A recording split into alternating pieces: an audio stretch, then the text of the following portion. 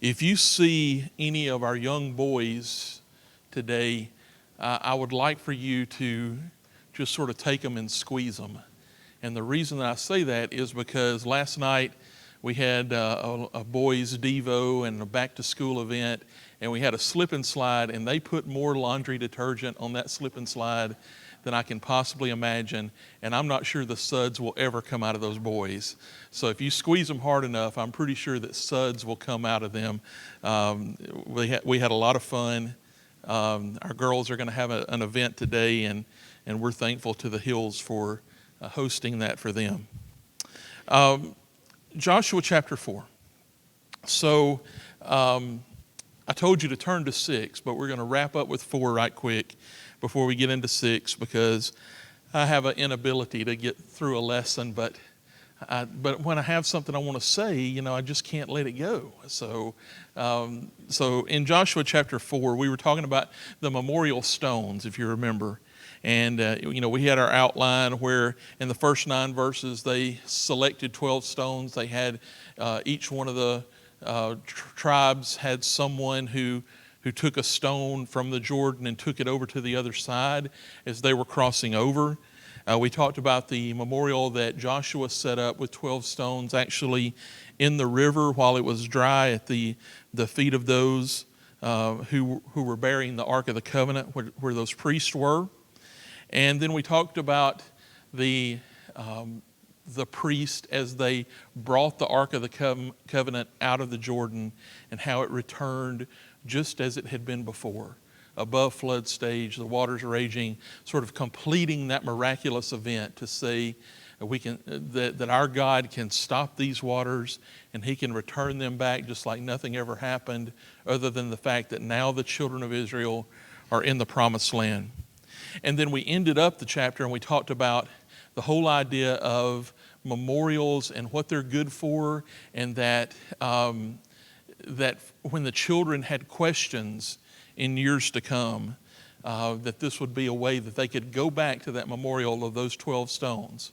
So maybe as those children were getting older and they were saying, how can we overcome some great obstacle that we have in taking over this land or defeating the enemies of the Lord, that the older ones could take them back to this memorial and say, this memorial represents a great miracle that God did, and God is with us. This is the one true God. So let's talk about just a couple of applications, because I always want to try to do this before we go on to the next chapter. And I don't remember exactly how much of this I said, and so hopefully you won't either. And we won't re-roll the tape to figure out exactly how much I said. But the first application we talked about last week is the fact that reminders are important. And so just like we said,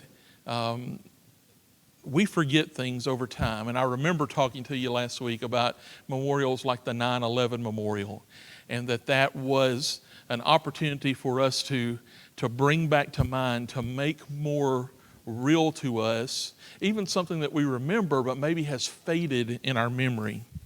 And so we're people of memorials. We need our minds to be refreshed. And so God understood that these people needed a memorial as well. He understood that Israel needed something that they could see and something they could touch to remind them about deliverance and about the glory of God. And so, we need those things today. We need, and we use this phrase a lot now, we need teachable moments for our kids. So when they see something, it gives us an opportunity to teach them. That puts 2 things in their mind, right? That's the reason that we teach object lessons, right? Is so that we have, if we have that object, it's a lot easier to bring the message, the words that go with it, in opposition to just having one of those things. So I wanted to bring you an object lesson this morning. So this is one of my memorials. This is my dad's old shoe brush. And you might wonder, other than being a pack rat, why I have my dad's old shoe brush. And it's a memorial to me. And so I want you to think, as I just sort of tell you a little bit about this memorial, I want you to think about the kinds of things that are memorials for you, because I know you have them. Maybe you don't think of them exactly in this way as being a memorial, but we cleaned out my mom's house 20 years ago. And when I was studying about this lesson, I knew exactly where to go get this shoe brush. I knew that it was in my nightstand, and if I could get the socks out of the way, then I could find this shoe brush. What this shoe brush means to me, it means Sunday morning to me. So my dad, every Sunday morning, would line up everybody's Sunday shoes, and he would shine everybody's Sunday shoes. And in the 40 years since he passed, the smell is gone, but the memory's there. It used to smell like good old shoe polish, and so there'd be the little round tins of black and brown and clear shoe polish, and he'd go to town, he'd polish them up, and then he'd buff them. And what that meant to me was it was Sunday morning, and it was time to go to church. So this shoe brush doesn't mean as much to me about shining shoes as it means it's the Lord's Day. And so it's a memory to me, and I kept it because it reminds me where they expect me to be, where Mom and Dad expect me to be on Sundays. And so that kind of thing, when I look at that shoe brush, that's what comes back to mind to me. That's the reason we have memorials, is because they make something stronger and more real, and that's just like the 12 stones on the side of the Jordan.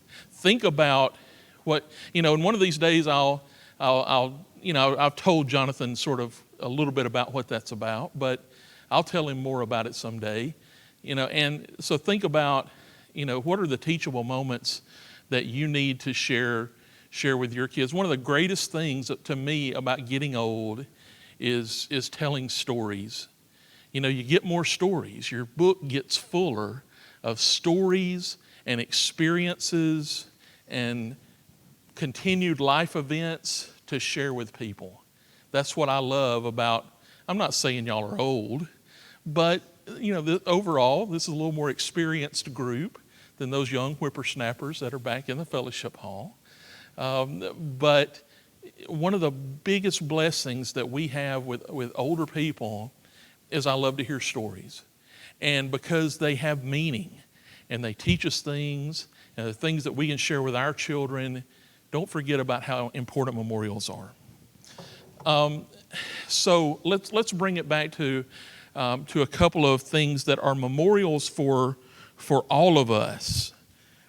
God created memorials for us as well, and we talked a little bit throughout our lesson about what an important memorial the Lord's Supper is. And so sometimes people might ask us, why do we partake of the Lord's Supper every week? And well, we believe that's the basis of what was done in Scripture with the New Testament church. But if you dig a little bit deeper into why, a memorial is done to bring something back to mind. And there's nothing that's happened in the history of mankind that's any more important than the death and burial and resurrection of Jesus. And so why would it not be something that we would try to bring back to mind just as often as possible? And so we always see Jesus' plan. Every Sunday, we want to bring that memorial back to mind. And so there's a lot more we could say about that, but, and we talked about how for our kids, that gives us opportunities. I mean, it's obviously an opportunity for us to think back, to examine our lives, to examine our hearts, to think about what Jesus has done for us. It's also, just like any other kind of memorial, an opportunity for us to teach our children what this is all about and the importance of it. We should take advantage of both of those things. The other memorial I want to talk to you about is baptism. And sometimes we don't always think about baptism as being the same kind of memorial, and it's not exactly the same kind, but it is another event that should serve for us, and I say us perhaps as those who are spectating a baptism. So for that person who is being baptized, it's the most important decision they'll ever make, to have their sins washed away. But for us, it can serve as a memorial as well, both to remember what Jesus did for us, to take us back to the event when we were baptized and to renew us and strengthen us. And so it's another one of those events that needs to serve as a memorial. It needs to bring back to memory what God has done, not only for the person that we're watching being baptized, but what God has done for all of us. And I don't say this to be accusatory toward anybody, but sometimes, and Jim knows this, when you stand up here in the front, you get to see a lot of what goes on. And sometimes when there's a baptism going on, and it's 11:15 on a Sunday morning, you start seeing people maybe sort of slide out the back. And, I understand people have things that they have to do. So just like I said, I'm not accusing anybody of anything, but it does bother me. I mean, just to be, openly honest, it bothers me because we're getting to see such an enormously important event for someone, and it never gets old. I don't know about you, it never gets old seeing someone baptized. And that's why, I'd really like to see everything coming in the opposite direction. Anybody that's out anywhere, hears that there's a baptism, they're in here, they want to see that. And so sometimes I think, like everything else, we sort of, lose the importance of it to us, and sometimes we need to bring that back to mind, just how important that memorial is, just like the Lord's Supper is. And I say as a memorial to us who may be observing what's happening there in the life as a person puts on Christ in baptism. Okay. So my question to you is, what memorials can you create in your life? What are the things that you can pass to your children, to your grandchildren, to help strengthen them, to be stories that they'll tell on to future generations? The second application, real quick, and then we'll be done with chapter 4, is that God is in control and He keeps His promises. God not only delivered the Israelites from Egyptian bondage, but now He's also safely delivered them into the promised land. And if you remember, we talked about how that happened on the same day of the same month, 40 years apart. That was not by accident. Like everything, God has a plan. And that last event just simply illustrated that God is in complete control of this situation. When God makes a promise to His people, He follows through. It's no different today. All right, now let's go to Joshua chapter 6. Yeah, yeah. Talking of memorials, what happened to the children of Israel when that information got lost? It wasn't passed down. It wasn't a memorial anymore. What happened to the people? It strayed from God. That's right. And that's something that we need to remember in our lives today. The memorial of the Lord's Supper, all these things. Look at our attendance on Sunday nights and Wednesday nights in comparison to Sunday morning. It's lost a lot of that importance, and it's because we've let, I think, a lot of these memorial type things go. Right. So when we don't do these things, Israel showed it to us. The world around us shows it to us. When we don't pass this stuff down, I grew up hearing the church is one generation away from apostasy, right?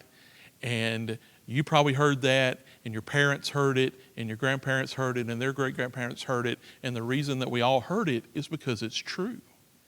If we don't teach our children, the church is going to suffer for it. It's never going to go away. We know that. The church is always going to be present. But we control, as we pass these things on, the strength of the church in the future. And that is the most serious of all things. Okay, Joshua chapter 6. So read chapter 5. It's going to lead us in between, but we don't have 24 weeks, so we have to skip something along the way. We're moving on to chapter 6, and we're going to talk about the destruction of Jericho. So here's your, no, I'm not giving you the outline yet. So before the Israelites crossed the Jordan and they went into the promised land, Joshua spoke to the men. Remember when he spoke to the men from Reuben, Gad, and the half tribe of Manasseh? Those were the people who were going to continue to live on the east side of the Jordan. And he told them, what did he tell them they needed to do? They needed to go over and help conquer the land for all of Israel, and then they could go back to the land that they had been given. In Joshua 1:14 through 15, it says, "But all the men of valor among you shall pass over armed before you, and shall help them." Now, the reason I bring that back up is because there was the idea that there was going to be a struggle here. It was pretty much a given. But although the land that was the promised land, it was already promised, it was a gift from God, He had already delivered the land to them, the people had to do something. There was going to be a struggle that was going to occur there, but God had already given them the victory. And we'll talk about that an awful lot. So as the children of Israel enter the promised land, have you ever thought about, did the people of Canaan really deserve to be slaughtered? I mean, there's has that question ever come to mind? I mean, we're about to enter Jericho, and if you remember the story of Jericho, they killed everyone except for Rahab and her family. Well, just somebody that's just thinking about this in general might be saying, well, what did these people do? They were just living their life. Why did they deserve to be killed? Well, there's some verses that address that as we talk about now the beginning of the conquering of the land of Canaan. God said this to Moses in Leviticus 18:24 and 25. "Do not make yourselves unclean by any of these things, for by all these nations I am driving out before you have become unclean. And the land became unclean, so that I punished its iniquity, and the land vomited out its inhabitants." In Deuteronomy 18:9, he said, "When you come into the land that the Lord your God is giving you, you shall not learn to follow the abominable practices of those nations." And then in verse 12 of that same chapter, he says, "For whoever does these things is an abomination to the Lord. And because of these abominations, the Lord your God is driving them out before you." So God had been merciful to these nations for a long time, but there was great wickedness here. And so God is with his people, but it's not that just a lot of innocents are being killed in conjunction with the overtaking of the land. These people had done, as was mentioned here, abominable practices, and God has been long-suffering with them, but now punishment is coming on that side of the spectrum. So Joshua knew, and we know from our study so far, that Jericho is going to be the first place the Israelites will encounter in Canaan. And I probably should have done some map study here along with this along the way, but as we cross across the Jordan River into Canaan, very close there is the city of Jericho. If you remember, they stopped and they erected the stones at a place called Gilgal. Gilgal's very near to Jericho. And so Joshua had sent out 2 spies to scope out the city. And if you remember from our studies earlier in Joshua 2, they returned and they said, "Truly the Lord has given all the land into our hands, and also all the inhabitants of the land melt away because of us."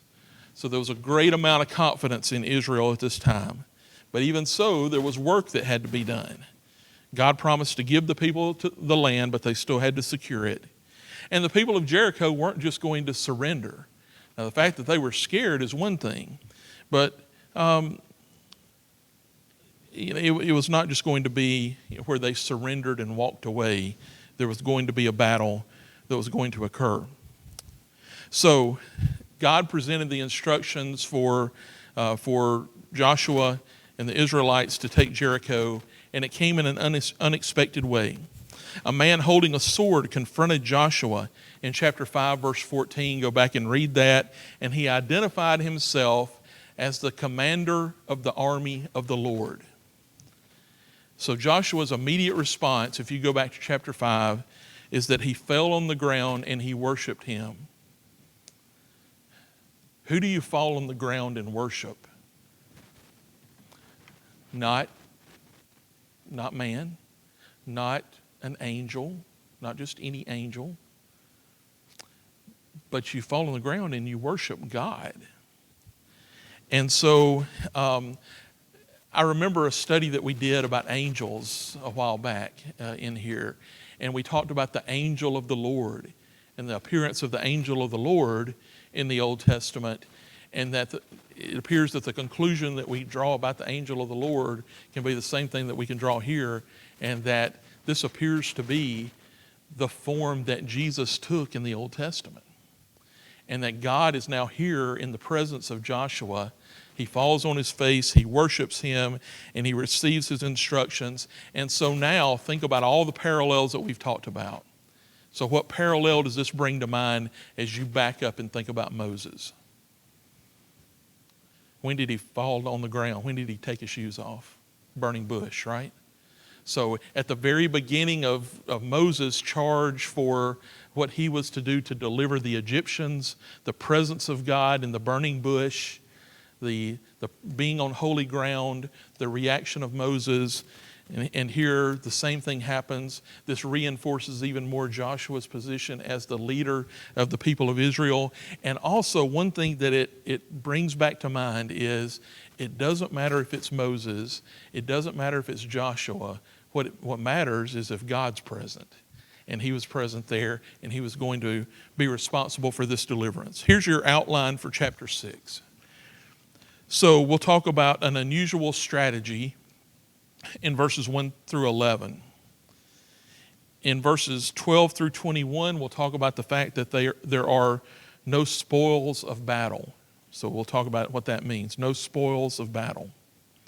And then in verses 22 through 25, how Rahab is spared. So, as you would guess, much of the history about Jericho is just speculation. But people have done research and studies and been there, and so I want to share some of this speculation just because it sort of helps to create a mental image. So this is not scripture, but I don't think I'm doing damage to scripture to tell you a little bit about what some research has to say about the city of Jericho. It's thought that at most 2,000 people lived in Jericho. When I read that sort of surprised me, because I think about millions of people from the children of Israel against 2,000 people in the city of Jericho, and it's like, well, that's overwhelming. But then if you think about this story, the real issue is not in the hand-to-hand combat that is going to take place in Jericho. It's in getting to these 2,000 people. That's where the challenge comes, right? The Lord told Joshua to go to Jericho, and he marched 7 times around. We hear that every now and then in our song service, right? Our boys love that song. He followed faithfully the blessed Lord's command, and the walls came tumbling down. And that's this unusual strategy that we're talking about here. Jericho, see, I'm doing it again. Somebody told me last week that I said turn to Jericho too. Kevin, you told me that, right? I can't keep Joshua and Jericho separate, but I'm trying. So Jericho was one of the oldest cities in the world. It was a settlement surrounded by mud and brick walls. And in some places, I understand that it had fortified walls up to 25 feet high and 20 feet thick. Now that seems realistic because if we remember, where did Rahab live? In the wall, right? And so it wasn't just like one of these walls. Rahab couldn't live in that wall, right? It had to be a wall. And so, it had thickness, it had height, it was used for living quarters, it was used most of all for protection. And so it was primarily a military compound, and it was designed to guard strategic passes. Jericho was positioned strategically with a pass from the east to the west and a road from the north to the south. So it's important to be there. Now, if you think about also the fact that it appears that Rahab and and her family ran an inn of some type. Remember, why would the spies be there? They were trying to blend in somewhere, an inn or a hostel. Where would the perfect place for that to be? At Malfunction Junction, right? At the intersection of the East and West Road and the North and South Road, be the perfect place. So here again, also be the perfect place for a city that would try to protect all of this. This compound would also be there to try to protect the people in the surrounding hill country in places like Jerusalem and Bethel. So all of that, maybe it's not all exactly right, but maybe it helps to draw sort of a picture of what Jericho is all about. So certainly Jericho seems to be a formidable place to try to get into. Joshua 6:1 puts it this way. Now Jericho was shut up inside and outside because of the people of Israel. None went out and none came in. So the people really considered these walls and the way that this city could be shut up to be pretty much invincible. It looked like Israel had a great task to try to overcome Jericho. If they could take Jericho, though, think about what it would do to the people of Canaan. Once again, just like the Red Sea, just like the crossing of the Jordan, if they could get into the most fortified city in Canaan, what happens to everybody else? Oh no, we're in trouble. These people must have the true God on their side. We're defeated. And so, once again, you see God's plan in bringing them to this place as the first place that would be attacked as they came into the land of Canaan. It's said that the word Jericho has something to do possibly with the idea of moon worship. And we know that these people were all about idol worship, right? It was one of the main reasons that God told these people to stay separate from them, because you get mixed up with them, you get mixed up with their gods. Idol worship of false gods ensues. And so these people had this belief that their physical wall could not be taken down, but they also felt like they had the protection of their deity, of their God. And so if you think about it, the things that they had seen to this point maybe had not completely proven to them that this God would be able to overtake their gods. So they had seen the parting of the Red Sea and the parting of the Jordan, and so perhaps they thought that the Israelites' God was a God who was over nature, who had control over nature. They saw that the Israelites' God gave them victory over King Og and King Sihon, so maybe he was a war god. But was he a God that could prevail against a walled city? Maybe they still had hope. Now they were scared. We heard that from Rahab. The people are scared, and scared they should be. But now it's a battle between the gods of the pagans, the gods of Jericho, and the God over Israel. So there's a difficult looking task ahead, but God talks to Joshua in chapter 6, verse 2, and says, "See, I have given Jericho into your hand with its king and mighty men of valor." So ultimately the victory would come, but God talks about the fact that the victory has already been delivered. You're already victorious. All you've got to do is go and do what I'm telling you to do. So basically, the taking of Jericho by the people of Israel was just an act of faith. We might say it was a great work, right? But all it was they if you'll be faithful and do the things that I tell you to gain this victory that's already been delivered, then victory is already yours. And Hebrews 11:30 in that hall of faith says, "By faith the walls of Jericho fell down after they had been encircled for 7 days." Was it by an act of war? No, it was by faith. And God once again was designing this victory, this first victory in the land of Canaan, just like he had designed the moving across on the Jordan of dry land to show God delivers the victory. God is in control. You be faithful to me and you'll be victorious. Okay? Go ahead. Basically what it was is God told them, you do what I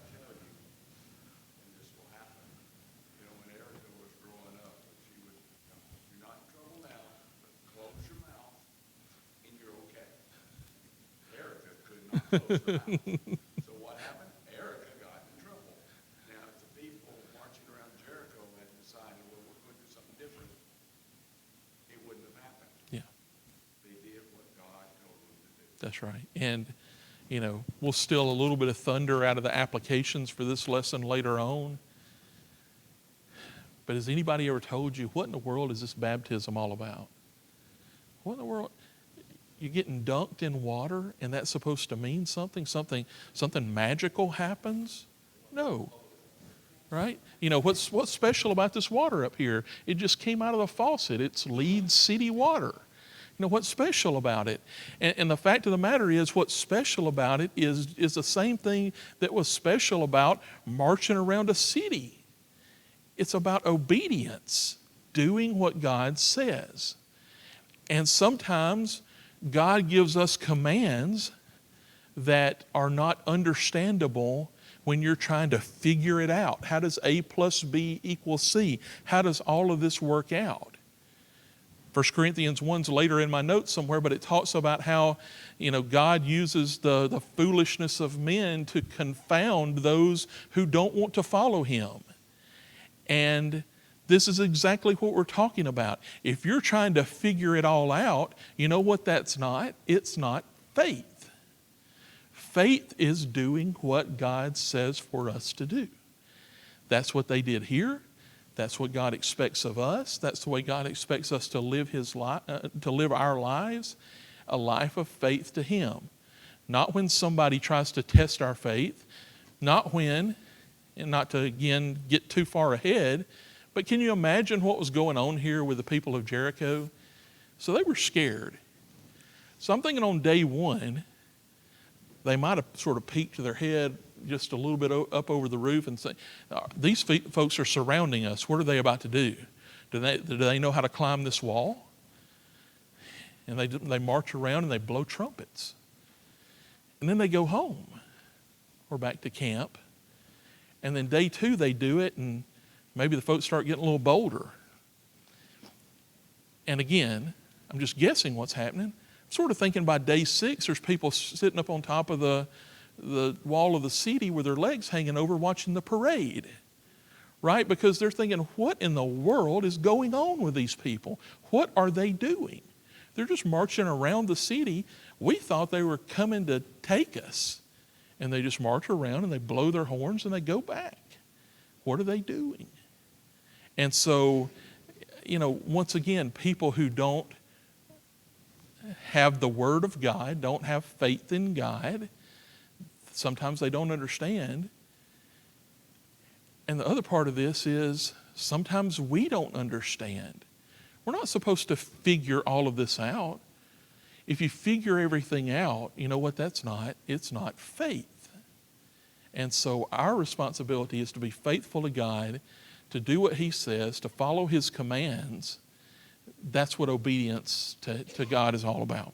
Okay, I think I just taught the whole lesson in those few words, so maybe if we run out of time, it'll be okay. The people of Jericho didn't know exactly what was going on. They knew, they had some information about what God had done in the past, but they didn't know what was about to happen.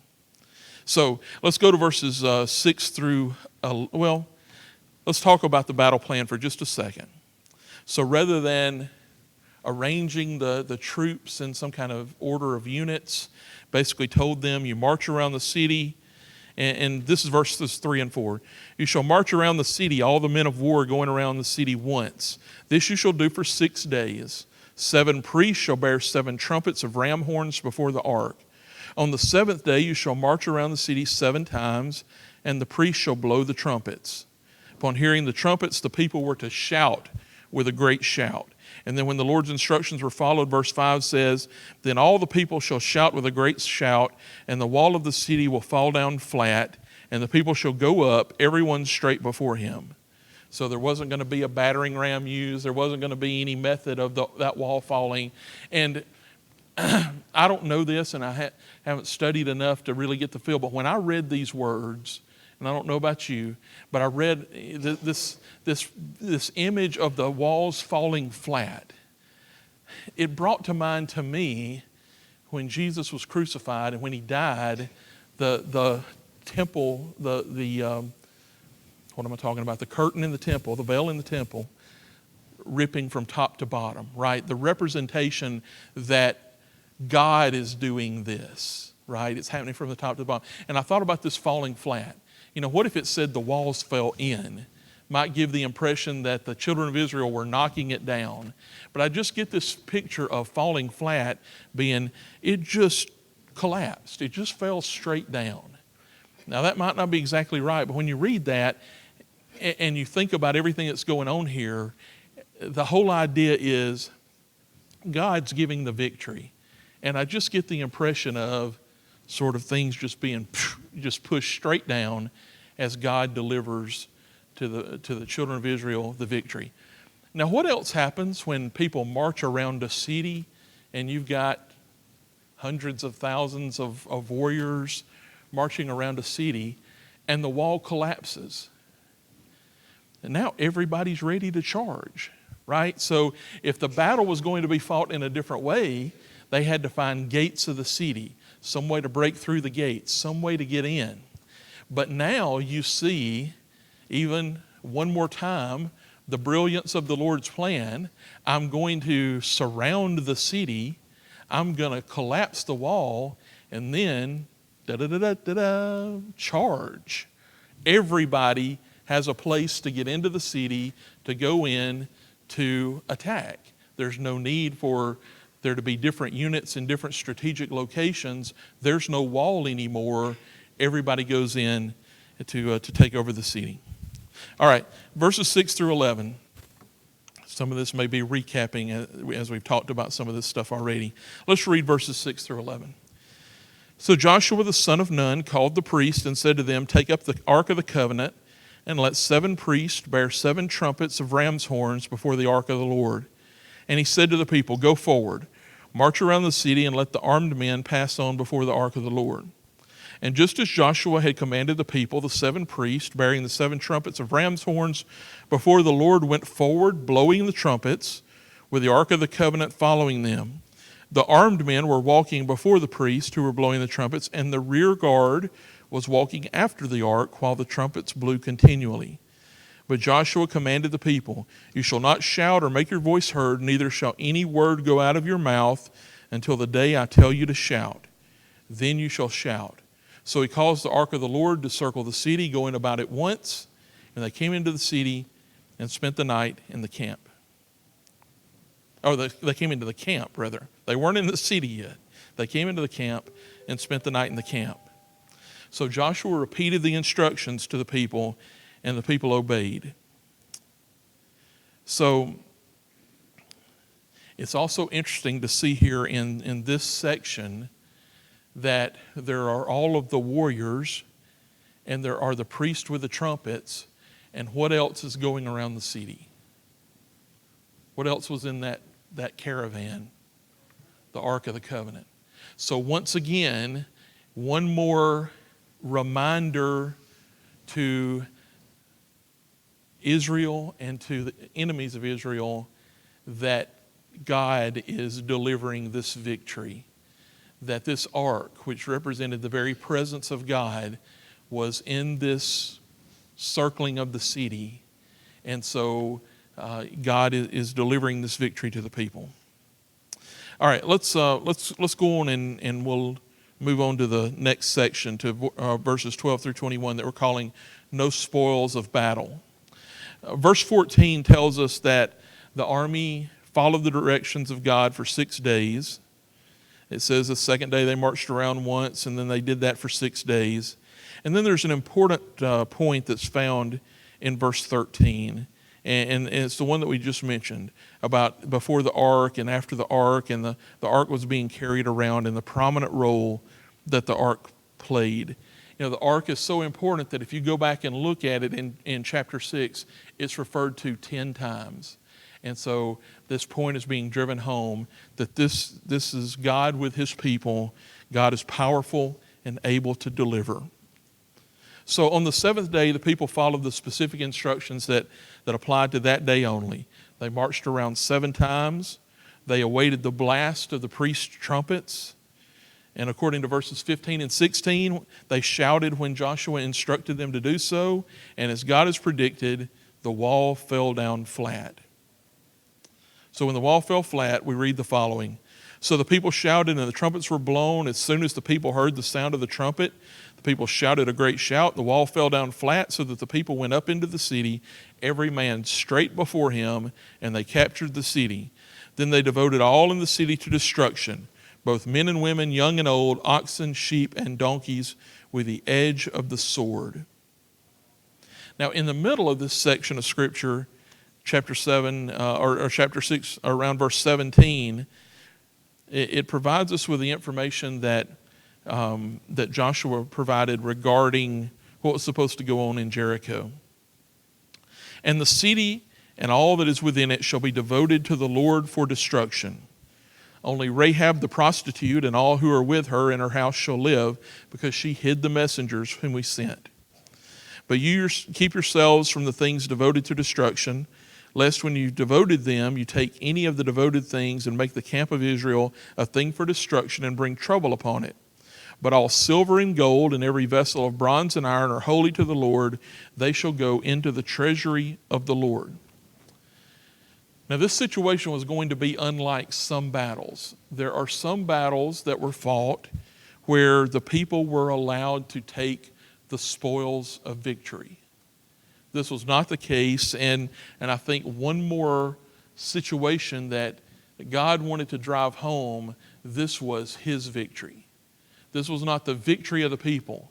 So the idea of me as a warrior taking home some spoils of victory leaves the impression that I have done something to help assure the victory, and so I take something as payment or as reward for what I've done. So if you think about it, one more way that God is driving home, I delivered this victory. It's not you, it's me. God is on your side. That's the reason that you win. And so they weren't supposed to loot the city. They weren't supposed to take any prisoners. The possession of Jericho was described in this way in verse 18. But you keep yourselves from the things devoted to destruction, lest when you've devoted them, you take any of the devoted things and make the camp of Israel a thing for destruction and bring trouble upon it. Why had the spoils of Jericho become, as this said, items devoted to destruction or accursed things? The reason is because they were things that had been designated as belonging to God. And so if you took them for any reason other than that, those items were accursed. And so all of these things are supposed to go into the treasury of God. Keep nothing for yourself. As we said, this victory belonged to the Lord. We'll start next week in verses 22 through 25 and talk a little bit more about Rahab. And then we'll close this study, and we'll begin chapter 7, where we'll talk about the problem at Ai and Achan's sin.